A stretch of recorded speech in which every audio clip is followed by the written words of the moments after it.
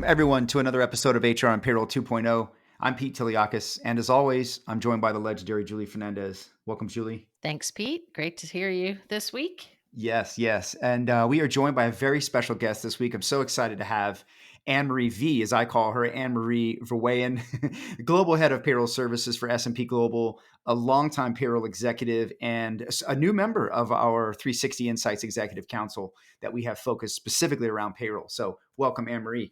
Thank you, Pete. Hi, Julie. Nice to be part of this podcast. Great to have you, Henry. Yeah, thank you. We're really happy to have you. I want to say thank you. I know as a payroll leader, right now is not the best time to be hanging out. I'm sure you have a million things on your plate. I reshared a post this morning about the fact that payroll is often the group in the back office that is not getting the week off whenever everyone else is sort of celebrating the holiday. So thank you for what you do. The next few weeks, even, right? It trickles right on into Yeah, January. well, I was going to say it's not just this week, but yeah. But thank you, Emery. I really appreciate you taking the time. So, look, Emery, we start every show we do with this same question, right? We ask our guests, "How did you end up in payroll?" And more importantly, why do you stick around and stay with it? Great question. And I had to laugh when you said, "Why do you stay?" So I'll start with how I ended up in payroll. I always knew I wanted to be in an office job. And my first job was at a butcher's accounting company. And the butchers came in with their sticky notes, and you can imagine that like they were not like clean. Like the meat and the blood were still on the receipts, and I had to code it and had to write out the pay stubs. So it's always been part of my role, but I wasn't really specific on payroll till I switched jobs and I got to do payroll for 108 people. I never forget that. And at that point, I was like, 108 people? How do I do that? Now, when you're more seasoned, you go like, 108. But that was a big deal. And that is when I realized that that was my passion. I like the accuracy. I like the stress of making sure that everything gets done on time. And I'm very proud to make sure that everybody gets paid because everybody works for their pay. And my job takes away any stress or any hardship because I want to do my job right. Wow, a butcher shop. I have so many questions. Yeah, I can And imagine. I'm so excited because I'm pretty positive that Anne Marie is the first person that has told us in their personal story that I really like the stress. And I'm glad, right? Obviously, there's a lot of people that don't like that about global payroll, but I can relate to that because when you have so much on your plate or, you have these deadlines, like all of a sudden it's imperative and you get so much more done. You like go into super productivity mode, right? I am at my best if I have too much to do, too many deadlines. That's when I thrive. And sometimes I wonder like why are you doing this? But that's kind of tied into why did I stay? Well, I did something different for 2 years. I led a global mobility team, which I liked, but it made me realize it's not the same. The constant change, the legislative changes, the education within the company, the impact that you have as a payroll person, but also the natural curiosity to know everything I want to know about payroll. And I honestly, I ran most payrolls myself as well when I climbed the payroll ladder. That's why I stayed because it's never boring. There's an M&A or a legislative change or something happens that make you instantly go into your superhero mode. And that's why I stay in payroll. It's true. I think back to when I was in payroll. I mean, even when it was at the craziest moments, it was refreshing to not come in. You think like, oh, it's so monotonous, but it really isn't the same day every day. It's actually a different challenge every day. Looking back, I think my brain was attracted to that. You know what I mean? Like the shuffle of things being exciting all the time. So, congratulations and thank you for sticking around. I was just thinking like, "Dun, dun, dun, we need to change our intro music." I know. But Emery, you said something there that I want to talk about a minute is Yeah. education. I've been seeing lately, anecdotally, in conversations in posts online, about leaders sort of communicating the lack of education that there is for global payroll, especially at the country level. And I think that the big associations like the GPA and the GPMI, and certainly the Payroll Org, which is the mothership of the GPMI, they do a great job. But is that enough? Do you think that there's a gap in education right now? I mean, we certainly aren't getting. It's not like we all took a payroll 101 in college. Most of us had no idea that was even a job. And so, what do you think? Do you think there's enough education? There's not. I think there is education, and I'm glad with all the organizations you just mentioned because it gives you a baseline. But there's so much more to it than what you learn with these organizations, like your collective bargaining agreements. How do you deal with the tax offices? How do you deal with negotiations? Those all come on top of your basic payroll. And I'm I'm a little bit in the middle here because I also realize that people seem to lose their curiosity a little bit. Like as I said before, I ran all the payrolls myself. Sometimes because I had no other choice. It was either that or nobody got paid. And Yeah. I certainly didn't, you know, I never will say that I did everything 100% right, but I definitely gave it my best shot. But, when I don't know something, I'll go out and I try to find the answer.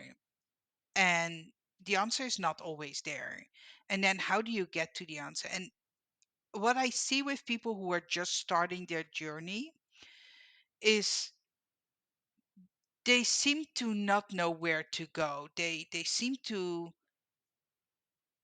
look for answers with like the GPA or the other organizations, but the hunger to go out and try to find it yourself, um, that is something that is changing. And I think with the bots and all the technology, that's probably part of it. But I would love to see a payroll education that, yes, focuses on the countries, but also on what else is there in payroll. And I mentioned like your negotiation skills, your vendor management, how do you deal with external agencies, finance, how do you get a seat at the table? And I think that part is more missing than the Yeah. countries itself. That's a great point. It's almost like a leadership development specifically for the Right. payroll role. Yeah. Yeah. I feel like there's a little bit of a hands-on element, right? I mean, it's easy to see when you have folks that are oriented toward the trades versus toward an office job. And Emery, you started saying you knew you always wanted to work in an office, and that type of curiosity to me just feels like that's the hands-on. That's the person that wants to touch it and feel it and own it. And there's a million places to do that in payroll, especially when you start Yeah. talking global payroll. And so maybe that's like our white collar, trades curiosity, right? Yeah, yeah, exactly. Yeah, but where we could be our own little Mike Rowe, I think it is, right? He, the Dirty Jobs guy is always out there Yeah. promoting the trades, and he's right, right? We need to do that, I think, and I think more people need to be more people who I think are focused on a career in HR should really try to start that in payroll, in my opinion. I think it's such a great baseline place to begin understanding how it all works, that you can learn tremendous skills to take you on to a better career, a bigger career in HR if you wanted. And you just gave me a great idea. Like, how cool would it be if some of my leadership would sit with the payroll team for a week or two and Yeah. experience, like Mike Rowe, what they're actually doing? Oh yeah. Huh. Yeah. Thank you for that. I like No, that. it Yeah, I love the idea of executives I think to be a senior executive, you really should have had to spend some time in HR. I mean, maybe not payroll, but at least HR. we might be able to maybe bring some people into that whole realm and to your idea, Anne Marie, if we're just thinking about all the hype around career pathing, right? I mean, if we could just, insert maybe some insertion of that as a core competency for career pathing anywhere in HR and even Yeah. in finance, that would make sense to a lot of us who know payroll. Yeah, and just to be fair, like where I learned that idea of executives having to work in HR in order to become senior executives, I got that from the Marines. It's always been that Really? way, right? In order to be a Marine, at any to rise in the ranks into senior leadership, you have to, especially as an enlisted man or woman, you have to either take a drill instructor path or a recruiter path at some point in your career, which means you either have to do recruiting or development of the Marine. And it's tremendous, right? I think you have a totally different understanding and respect for human capital and the power and the the quality of what that means to your culture, that I think is very different when you've had a life where you've never been exposed to that as an executive. So I'd love to see more doing that. More Me companies do too. that. Yeah. Exactly. So look, Annemarie, as we're here in the waning hours of 2023, and again, I know you're very busy, right, with your team with year end. What's been 2023 for your organization, and what are you guys looking at and excited about for 2024? What are you focused on? Yeah, so it was my first year at S&P, and it's been a really good year. It's a very cool company to work for, and I hesitate because I don't want this to be about S&P, but like what I've learned is like they really think about their employees and it's people first. That Yeah. was really new for me, but for payroll specifically, it's been a year of change. So we had 2 years ago, we had a merger. We had IHS and Market and S&P merge, so we really had to bring two teams together to one team. And for me, it was building a new team. And it doesn't mean everybody that I brought in is new, but it's a new way of working, a new team, new roles and responsibilities. And we actually build a career path within payroll. We're not perfect yet, but we have the payroll operational teams, and then we have a global operational support structure. So it means that if people want to try something else besides operational payroll, in the past the only option was to leave payroll and do something different. Now they can choose to go into payroll project management, they can go into process improvement, kaizens, robotics, they can go into compliance governance. We have one of our people leads like the workday coding technology side of things, and that is super exciting. And I see it took a little bit of time, but I now see people displaying an interest in trying something else in payroll. And I think, as you mentioned in the Marines, it's key for your growth that you have more knowledge and experience than just running a payroll. So I'm super excited Yeah. that we got that done. And then for 2024, we're looking at harmonizing our payroll vendor landscape. We have too many payroll vendors. At the same time, we're also improving our reporting capabilities, like metrics. We made a great start in 2023. We have plenty of things we can report on that we don't do yet.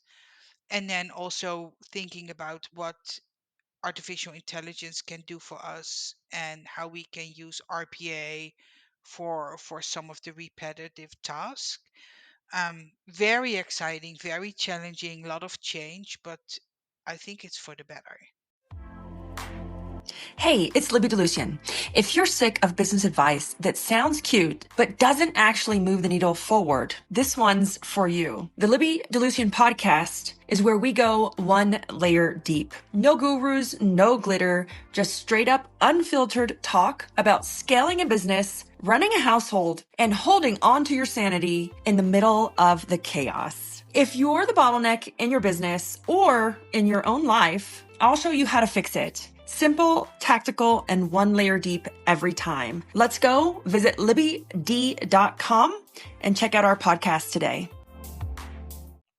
Yeah, no, I think that's great. Congratulations, and I love that point you made about the career pathing. I think back about during my career, I had a couple of really great leaders that I worked with. I either helped them with transformation or was actually working for them in very big companies, and they were folks who had come from a different lens in the organization, but had done come over into payroll or shared services type environments as a promotional path, and made some incredible impacts, and probably never would have thought about that had that not been the opportunity for them. So that's a great way, right? We have to figure out somehow how to get other skills into payroll, and I think it could be very refreshing for Yeah, both parties. and what I want to mention as well. So my current leader, Seth, he has an IT background, and it's Yeah, such a blessing to I have bet. a passionate leader who is all about technology and process improvement and digitalization. It's the first time I have a leader with an IT background, and it fits like a glove. It's such a good match. Yeah, that's a great resource. Congratulations. That's like a digital partner, right? Yeah, Digital yeah, champion. But I can't help but call out, you started by saying, and there's such a people focus at yeah. S&P and in your area and in your environment. And, I think that doesn't always happen with an IT leadership over payroll. So that just sounds really cool. Well, and Seth is my leader. He leads the people experience team, and Dimitra is the purpose leader, as we call it. Very strong focus on people, and I can see that they practice what they preach. And sometimes, like with all companies, sometimes decisions are hard and don't always it's not always like happy decisions, but this company is the first where I really feel people come first, and I think that is great. That's great that they walk the walk, right? They're not, Yeah, or walk the talk, exactly. right? Yeah. They're not just sort of saying it. And this is a very interesting topic, and shameless plug here, but we've done an episode on this about, having that executive, that senior level air cover who is invested in helping champion payroll, or an organization that is championing payroll as part of their culture, is so helpful in you getting things done and actually improving and moving forward, more so I think than maybe even money on the table, being, investing. And so yeah, that's great to hear that you have that partner, Amory. I think it's a huge help. I do want to see you bring up a really good point, like, but I have to say it starts with visibility, and I think we'll get into that a little bit Yeah, later. But like, you can have all the leadership you want if you don't help them understand what your world is about. There's not a lot they can do, because you need visibility and data to help them understand what your journey is and what your yeah. roadblocks are. Yeah, no, you're right, and that's key to you actually sort of partnering with them, I think, and I do want to get into that a little bit here, but I want to ask you, Anne-Marie, just a bit about, like, just looking. You've been in payroll for a long time, right? From the Yeah. butcher shop to Wall Street now. I mean, what a rise, right? I mean, it's a beautiful story. And but what's changed, right? Like you've come a long way from ticking and tying to now having a digital partner helping you modernize your organization. What's it been like over the years, and how you think it's changing? I can easily say that what changed is when I started my career, payroll was all about data entry. And honestly, like if I entered 3,000 variables in an hour, I felt I accomplished something. We didn't know any better. And what I've seen is like it's shifting where you now have payroll partners who have technology. It's moving from Excel to seriously digitalization of the payroll.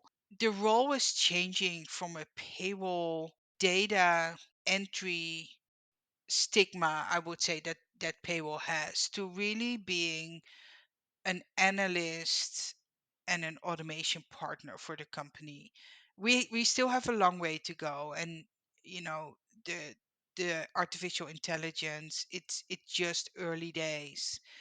And I also realized that not everybody has a large budget. I also not always had a large budget, but even without the budget, there's so much you can do with efficiency and automation. And that's what I learned along the way is the different companies taught me different things. Amazon showed me Kaizen, green belt, black belt. Other organizations showed me vendor management and leadership skills, and all wrapped together. I think that's where why I am here now. But I'm also like, if payroll is changing, you have to be willing to ride the wave change, because Yeah. it's not going to stop. Yeah, agreed. Yeah, I think that you just listed a bunch of skills that you've picked up along the way. That's the stuff that I don't think people understand about payroll, Yeah. especially in a big organization, right? M&A is hard. Broad org redesigns are hard. compensation cycles and benefits enrollments are hard, and they trickle down to payroll, and payroll has to be very helpful and involved in that. And you need a lot of skills to be able to do that: vendor management, project management, change management, all the managements, right? Most And so, important skill is to say yeah, no, but yes, because everything, as you say, everything trickles down to payroll. And yeah, payroll, I, with all the love in my voice, always call payroll the dustbin of everything else because we roll up our sleeves and get it done. yep, Where we one hundred really percent. need to start say, listen, I can't do it now, but I can do it next week or the week after. And that is tough because in your payroll blood, you get things done. You make the impossible possible. But saying no, I still struggle with that sometimes Yes. too. This is where the art and science comes in, right? The Yeah, diplomacy. yeah, Another skill you got to have to make it in payroll, but yeah. No, it's great. But we need people to know this. I think we need executives to understand what we laugh and make these cliche statements about payroll being magic and being magicians, but there's a lot of lifting that goes into that, and it's some of it's unnecessary. And yeah, I'd love to see the attitude change, because I think there's so much value that's not being unlocked in payroll right now. Then you mentioned it right from the beginning, the stigma that payroll is about data entry. And I think that's the more that we automate, the more that we integrate, the more that we, apply bots and AI and other things, the less that payroll is about data entry. And the more it becomes this higher level skill where you have to be able to do some very complex problem solving just by virtue of all the compliance and all the different rules and processes that apply, and that just elevates the role even right out of the gate, right? I agree. And I'm curious to see where this will go because at some point, even with all the automation, somebody needs to enter it somewhere. And payroll is all about controls. And what I've seen across my career is that not every department has the same focus on controls.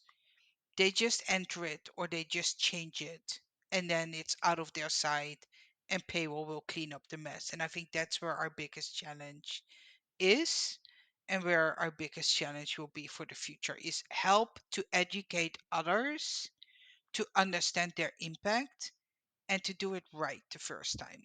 Amen. Can I hear an amen?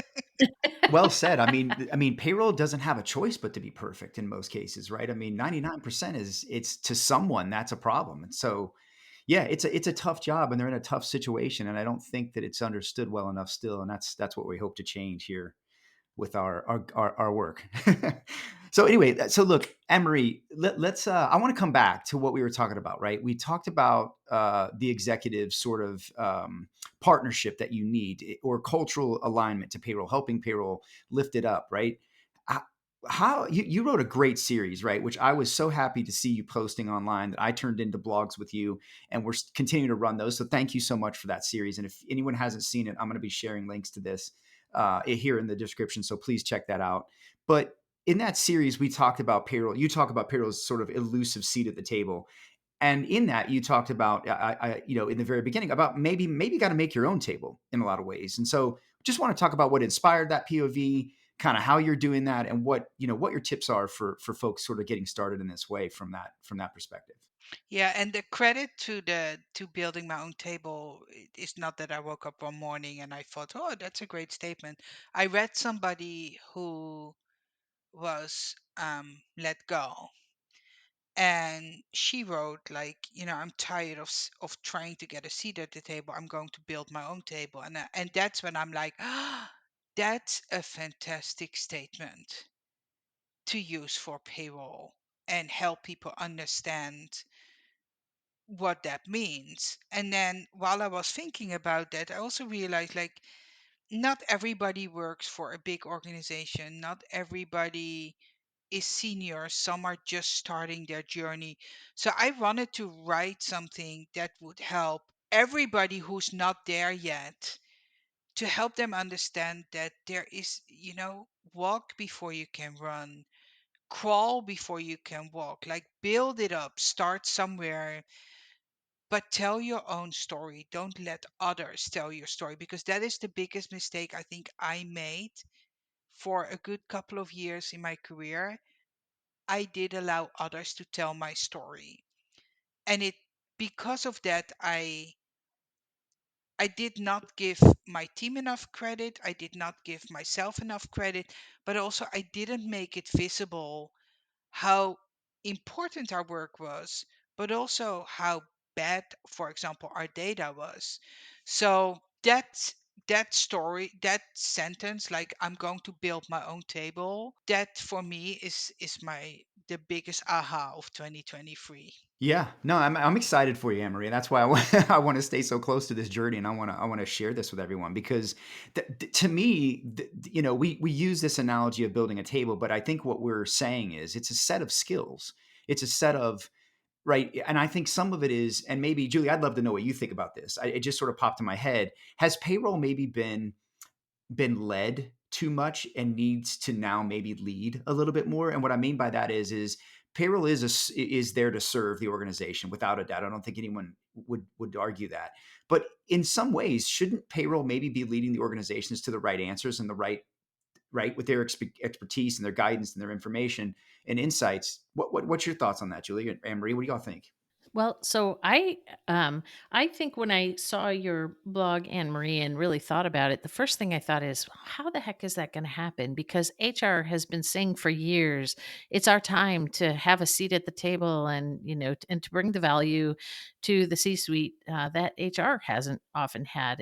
And my first thinking, as you were describing, making a seat at the table or making the table, is, man, how is that going to happen if HR.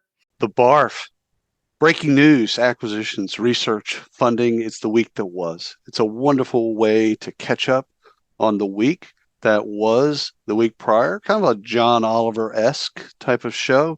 Ryan and I pitch each other's stories. We laugh. It's fun. You can watch it on YouTube, but you can also subscribe to the podcast. Give it a listen. Give it a look. Thanks.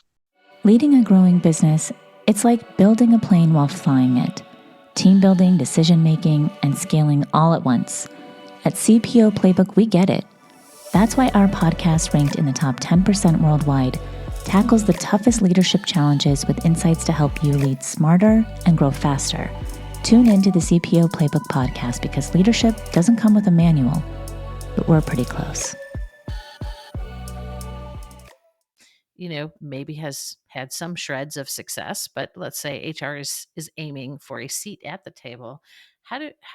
What is it about payroll that gives it, as much or better of a chance of being that partner with a strategic seat? And the one thing that stood out to me just glaringly is the fact that payroll has such a broad network of stakeholders. I mean, really vested key stakeholders, and so much so that it doesn't always sit in HR or in finance, clearly, or in operations or in shared services, or at any particular place. And so it made me wonder if maybe that was that challenge, something that's always been a challenge, might actually be an advantage when you start thinking about making the table for payroll.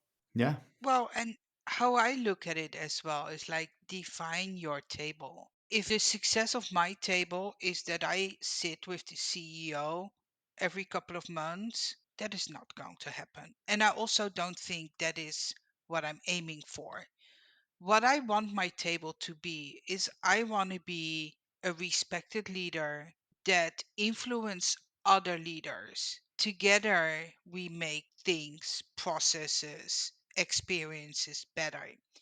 I want my boss to sit at my table and his boss to sit at my table, and I want to be able to tell my story, show my data, and get their support to make things better. Now, I'm kind of lucky between air quotes because we have a very strong audit team at S&P, and they get focused, like they focus on everything, and I share a lot of our journey with them. And because of that, I got like an executive, not CEO and CFO level, but right below. I have a few leaders that I meet with every month, and I go through our payroll journey. But I'm also very transparent. Like we share our projects, we share our metrics, We share where we failed, we share where others had opportunities to improve. Like there's no hiding because you can't tell your story if you exclude yourself or you hide stuff. But like my goal has never been to sit at the same table as the highest people in the organization. I want my table to be where people sit who can help me make things better. That's beautiful advice. Yeah. You got to be reasonable, right? As what I think you're saying. And just the fact that you're having that dialogue at that level, that kind of a dialogue is there's payroll operations that have never experienced that and may never. And that's unfortunate because that's really what it needs to be as a norm. But let me challenge that. Like, why could you not have your own table? Like, if Yeah. you start your capturing your journey, you start putting metrics together, you start documenting what projects you worked on, you can start really small and just sharing that with your boss, and he or she may share that with their boss, and you share that with your partner in accounting that you work with and your finance controller, and you share it with your treasury team. That Yeah. could be a start of the journey as well. Now if you run payroll for a company that has 15 people, I agree that that journey is different. You can't compare that to like a big company, but I'm convinced that every payroll team has a story to tell, and we should move away from making our success dependent of you have a seat at the executive highest executive level. Make your success reasonable, meaning make your success depending on the influence you can have with your peers or other leaders, and then at some point your visibility and the credit will come your way. Yeah, I love that. Yeah, build if you build it, they will come. I mean, and Yeah, Julie, I would love to get your point of view here. I've experienced that, right? Where I've been in or advised shared service organizations where no one believed, and we started having review metric reviews, KPI reviews of folks, and slowly went from two yeah. executives to four executives to 10 executives, and before we knew it, we had a real audience that was looking forward to those conversations. So yeah, if you build it, they will come. I'm snickering over here because I'm thinking, Yes. instead of the elitist party where you're striving to be at the C-suite table, with the stakeholders and the impact that payroll has, you could be the life of the party. You could be the party to go to, right? Where I mean, Yeah, like you're exactly. bound to have more stakeholders and more touch points of influence than many other domains in the organization. Yeah. Yeah, one of my trips actually led me to another like vision, like building your table. But then you can think about like this goes back. We were in India and there was a discussion on what was a good wine pour in your glass. And depending on who you asked, the answer was different. And that made me realize like if you measure success, success means something different for everybody that you talk to. So, who Yes. decides if a Yes. glass is poured right or wrong? And that's you. You as the payroll person, you decide if your glass is half full or half empty. And you should always think that your it should be half full because you're changing the direction, you're working to get people paid. Like it's so easy to look at a glass half empty because you're not getting the appreciation or people don't think of your department as getting it the importance that it deserves. But then start to tell your own story. I keep coming back to that. Start leading the way. There's nothing, nobody will laugh at you if you come to your boss or to your peers and say, hey, look at my metrics. Let's see how we can change that together. Even if you do that, that is such a big step forward from doing nothing. I've never worked for an executive leader that said, "Please don't give me metrics. I really don't want to see that." If anything, they were always like, "Can you come with more data around this next time?" It's like I was never enough, right? So Right. I love that. And look, your series is great because I think you broke it down, right? You started Yeah. there with like, okay, what are we talking about when we're talking about a table? And I think this is beautiful advice, right? It's not going to look the same for everyone. Make your own. Start telling that story. So how do you, in your second blog, you gave a little bit of a roadmap. Do you want to talk about that here? I'd love for you to just sort of share the high points of that. Sure. So when I started thinking about how do I write it down. Like I had to break it down because there's so much to share and it's easy for people to get overwhelmed. So how I started just capturing data, and we had really a lot of discussions within the team, like, well, that's not enough and it's not good enough and it's not 100%. I didn't care. I think if you we started with capturing what we could capture, and at the beginning, people were kind of scared. And I've seen that in any organization I worked for. If you ask people to start reporting, it's easy for people to think that you do that because you are monitoring their performance. But that is not what this is about. This is about showing where we are in our payroll journey. And the first couple of months, our metrics were fantastic.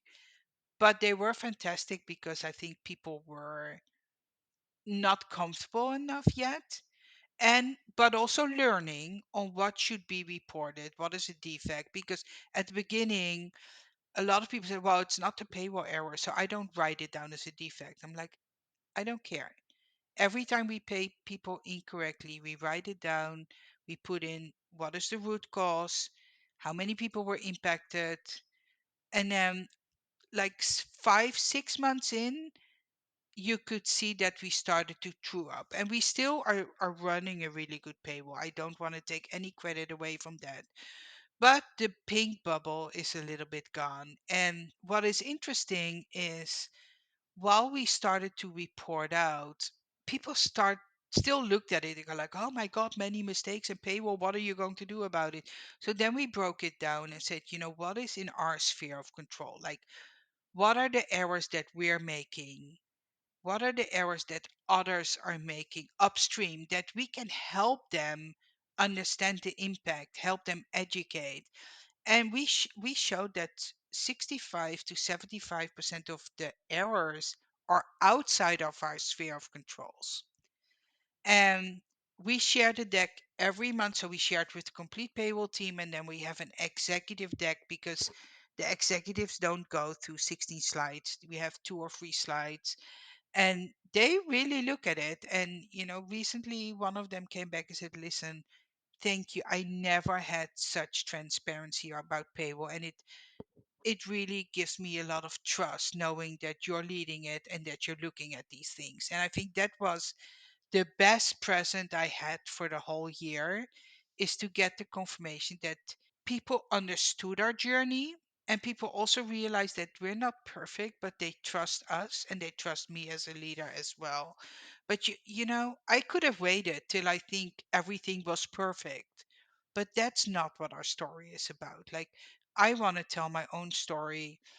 I want to make sure that people understand that there's more to it than just pressing a button. And Pete mentioned that, like, there's a whole range of data that comes from somebody else, even sometimes from external bodies, like a text code where you have no influence, and it's help people understand what your journey is. And just start. That is the best advice I can give. Just start small. Even if it's not perfect, you have an opportunity to make it better as you go. Like when you were Yeah. born, you were not perfect. You're still not perfect. But as you grow, as you age, you get wiser and you learn more. And that's how you should look at this too. No, it's a beautiful story, and I'm, congratulations, Anne-Marie. It's so great to hear that you've got that progress. And one of the things I remember that you pointed out in your blog was just, and I thought this was so smart. I feel like that we almost get too wrapped up in, like you said, trying to be perfect, trying to have everything. And you said, just start with one or maybe even just two data points that are most important to your leader specifically, your immediate leaders, right? I think that's how you described it. Is that really how you've been able to move the needle or Yeah. move the ball? So we started with defects, just Yeah. how many people got paid incorrectly.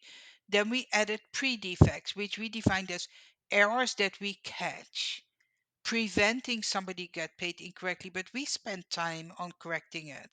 Then we added tickets and our resolution time. Then we added what was in our sphere of controls.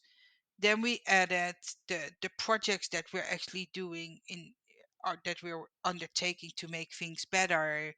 We're in the process of harmonizing payroll vendors, so we're adding data elements. Like if you compare payroll and what is in Workday, how many data elements are outside Workday? And we don't do that for the globe. We take it on a country by country approach, but it helps people understand how manual your world is. And there's so much more. Like this year, I really want to put in like how much are the defects costing us? How much are the pre-defects costing us? How much hours are we saving with increased automation and integration? And I can go on and on. Like, but I need to make sure that we go slow and that we take a path that is credible and that is right. I'm not here to present 24 pages of data where half of it is like uninteresting. I need our data to be interesting and tell a story. And I'm okay to take it slow. Yeah. Yeah. I mean, look, it's kind of like when you go to the gym, right? I mean, day one of the gym, you're not going to be the best athlete, the best version of yourself, right? It's coming every day and making incremental progress, right? I think that's how to look at this is we start with one or two data points and we build and we learn and we Yep. expand. And that sounds like what you've accomplished. So congratulations. I love it. I love it. Hi there, I'm Peter Zollman. I'm a co-host of the Inside Job Boards and Recruitment Marketplaces podcast. And I'm Stephen Rothberg, and I guess that makes me the other co-host. Every other week, we're joined by guests from the world's leading job sites. Together, we analyze news about general, niche, and aggregator job board and recruitment marketplaces sites. Make sure you sign up and subscribe today. What about so look, I know you've got more coming. I'm excited about that. I want to tease that a little bit, but what's the next installment, right? You've kind of got us sort of thinking differently now. Your next one, your next blog was a roadmap. I know you've talked a good bit about, what to do with the data and how to get started, but what's in store for the next chapter? So yeah, so it's not a lack of ideas. Like there's a lot of things that are going through my mind. So the next blog is about strategy. And the reason I decided to write about that is for years I thought that I was weak at strategy. I had no strategy. I looked up at other leaders and I was like, I wish I had that strategic vision. What I didn't realize is I was just doing it.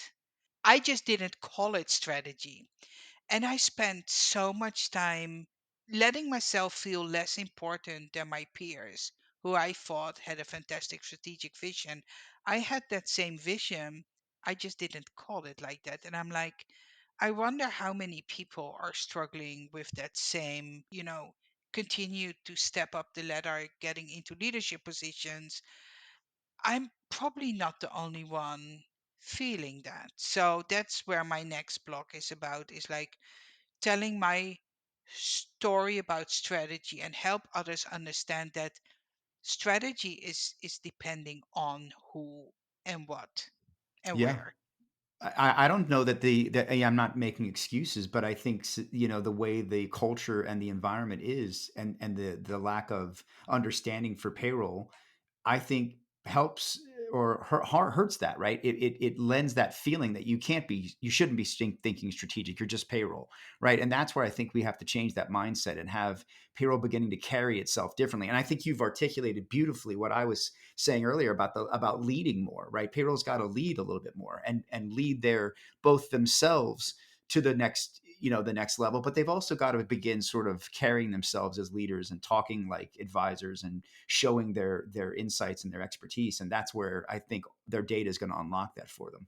Yeah, I think working Yeah. working with the data too, you learn ultimately. You said at some point in time while we were chatting here that senior leadership isn't going to look at 64 pages of details, right? So that slow and steady approach and beginning to infuse data and growing your data set, that gives you plenty of opportunity to look at how you present data for a different audience types.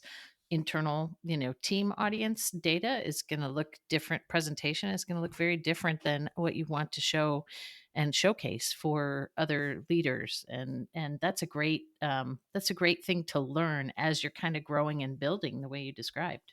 Yeah, and of course we have our PDF for our executive leadership, but then we have our report for our payroll team. But I have a really smart guy in my team who built this in Power BI, so the payroll regional payroll leads and their teams, they can actually go in to Power BI and they have this interactive dashboard that they can just click on, like EMEA, UK, and it just filters down UK. And so that's our next challenge. Like we have the dashboard now. We started with that in May. So we have like 8 months in. Now this year, I need the regional leads to start to take that data and look at the data on a weekly or a monthly basis. Look at your dashboard, pick your top topic, your most painful topic, even if it doesn't have the most defect, but what is the most painful, and try to work with your team to resolve that. Pick one.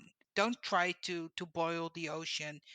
Take one project at a time. But then if we chip away those one projects, we're chipping away globally a lot of projects. And then at some point we can look back and see what an amazing journey we have had. So that's 2024. Yeah.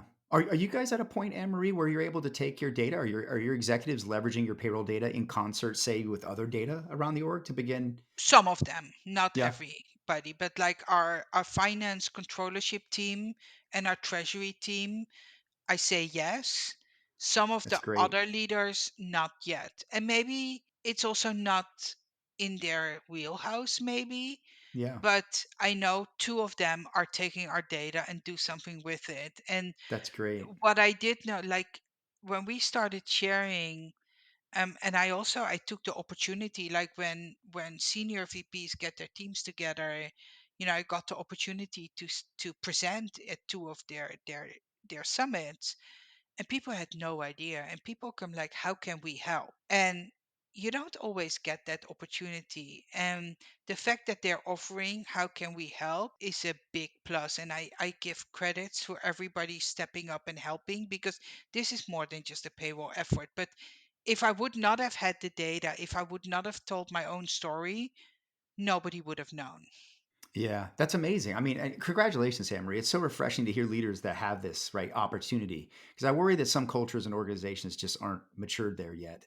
And wow, what could be if you could take all of the data inside of an organization and work together with it in concert somehow, Yeah, through one lens, and be able to actualize that. I mean, the org agility is immense at that point. So congratulations to you and your org, and I'm excited. Maybe you have to we'd have to come back, and I'm certain we're gonna have you on again for more combos.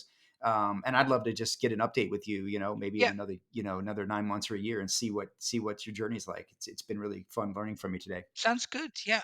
Yeah, this has been great. So what's next for you, Anne Marie? I know you've got a new blog coming out. We'll make sure we get links to that. But what else? Where can we find you? What you got coming up? So 2024, so first year end close. Oh yeah, And then 2024, as I said, harmonizing payroll vendors. I'm taking a short break to visit my family in the Netherlands in January. I'm good very for you. much looking forward to that.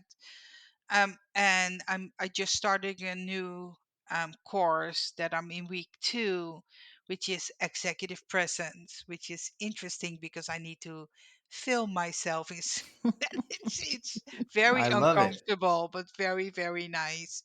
But what I'm really looking for is I have a beautiful team. I have a really strong team. It's like they all gel well together, and I'm just looking forward to see what 2024 brings us. It's going to be hard. A lot of M&A I expect. We have our payroll vendor harmonization. We have our regular payrolls to run.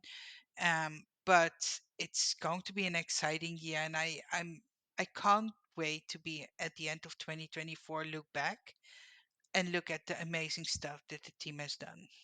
Yeah, I'm happy for you. I can't wait, and excited to help you tell your story. And I know we're going to try to bring more of your knowledge to bear in our blogs. And Anne Marie, we should figure out a way to partner up and maybe turn this into a class somehow. Maybe we can make it some Oh, sort that of would a be cool. That Yeah, would be yeah. like We fun. should figure that out.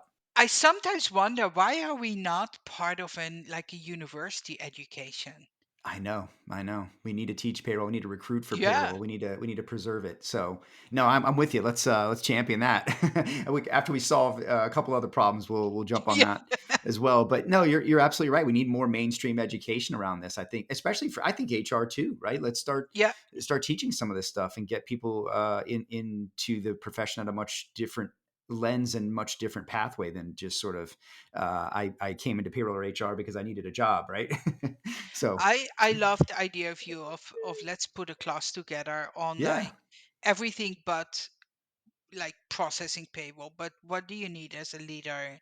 yeah. I think that would be great. How do you be a payroll executive? You're a payroll Yeah, executive, Annemarie. We exactly. got to teach people how to do that. So we'll figure it out together. But thank you so much for coming. I really appreciate you. And Julie, what do you have coming up? Oh my, it's the time of year when folks get busy, as you mentioned with payroll. I do a lot of client work at this time, and actually a lot of client projections, right? Folks that are just trying to figure out, what do I Yeah. need to do in 2024 and how do I need to get there? Actually need to back into timelines and might realize that they need to get started more quickly than they thought. So I have a lot of those types of conversations with clients and prospects at this time of year. And I love the client work because it just gives me a multitude of lenses. So I'll spare you, the upcoming conferences and Yeah. so forth, because we always talk about those, and just say I am deep into client and prospects and helping folks get ready to start a year fresh with some big transformation activities, probably just like the ones that Annemarie is looking forward to. Yeah, awesome. I think it's going to be an exciting year. 2024. It's already kicking up busy. So yeah, it's going to be a fun one. What have you planned? What do I have planned? Well, let's see.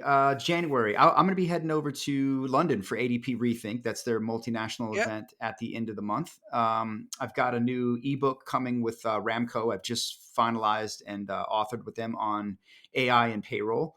And I just confirmed a payroll masterclass I'm doing with iSolved on sort of the future of payroll and the future of the role in the profession Nice. in February. So I'm excited about those three things personally. And yeah, just going to be here on HR and Payroll 2.0 to help and tell stories like yours, Annemarie.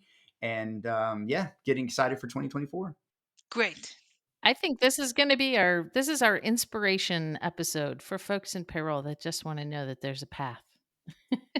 So, Yes. There's hope. There's light at the end of the tunnel. You can do this. That's what I want people to know. There are real life stories of this. There's plenty of them, and I'm happy to try and amplify them. So, yeah, thank you so much, Annemarie. Really appreciate you. Thank you for having me. Yeah, Happy New Year to everyone. Happy New Year.